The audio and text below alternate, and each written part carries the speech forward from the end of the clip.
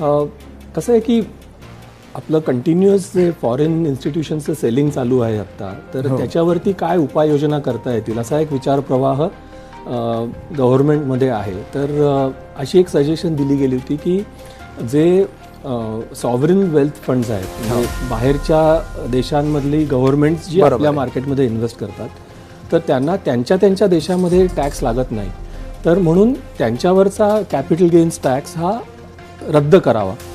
तर म्हणून मी prime minister office आणि फायनान्स मिनिस्टरना एक सजेशन्स पाठवली होती की जर का त्यांच्यावरचा टॅक्स रद्द करायचा असेल तर आपल्या भारतातले रिटेल इन्व्हेस्टर्स ज्यांनी म्युच्युअल फंड्समध्ये कंटिन्युअसली इन्व्हेस्ट करून गेल्या वर्षभरामध्ये जवळजवळ 1.5 लाख कोटीपेक्षा जास्त FIIची विक्री ॲब्झॉर्ब केली आणि मार्केटला सपोर्ट केला. 8 लाख कोटी DIने घेतलेले. तर मग त्यांच्यासाठी सुद्धा काहीतरी कन्सेशन म्हणा, इन्सेंटिव्ह हे कसं देता येईल. तर माझी अशी सजेशन गव्हर्नमेंटला आहे की long term capital gains tax त्यांनी गेल्या वर्षी 12.5% केला, 10%चा.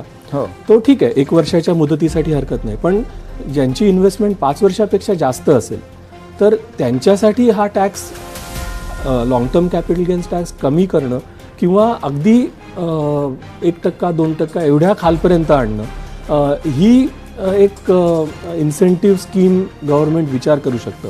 याचा उपयोग असा होईल, कसं होतं की ज्यांनी 3-4 वर्षापूर्वी मार्केटमध्ये इन्व्हेस्ट केलेले आहेत आणि आता त्यांचे ॲब्सोल्यूट रिटर्न्स 30-40% जर का असतील आणि जर का आता त्यांना सेक्टर चेंज करायचं असेल, कॅपिटलायझेशन चेंज करायचं असेल तर त्याच्यावरती पुष्कळ टॅक्स लागतो. त्याच्यामुळे ते काहीच करत नाहीत आणि ह्याचा तोटा नवीन जे उद्योग आहेत, आता IPOs आपण म्हणतो किंवा AI आहे, सेमीकंडक्टर्स आहेत, इलेक्ट्रिकल व्हेकल्स आहेत, हे जे न्यू इंडस्ट्रीज याच्यासाठी कॅपिटल अवेलेबिलिटी मग कमी होते.